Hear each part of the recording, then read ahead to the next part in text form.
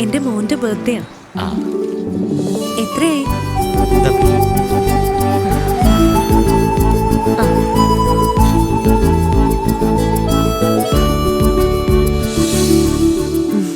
ശരി, ആയിക്കോട്ടെ.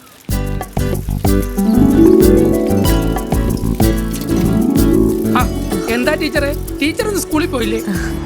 ഞാനിന്ന് ഹാഫ് ഡേ ലീവാ. മോൻ അശ്വിന്റെ ബർത്ത്ഡേയാ. ബാലു സ്കൂളിൽ പോയോ? പോയി ടീച്ചറെ. ആ, അവൻ എങ്ങനെ പഠിക്കുവോ? അവൻ നല്ല കുട്ടിയാ. പഠിത്തത്തില് അത്ര കേമോന്ന് പറയാനില്ല, പക്ഷെ പ്രധാനമായും അവന് പ്രിയം സ്പോർട്സാ. വലിയ ഓട്ടക്കാരനാവണമെന്ന് അവന്റെ മോഹം.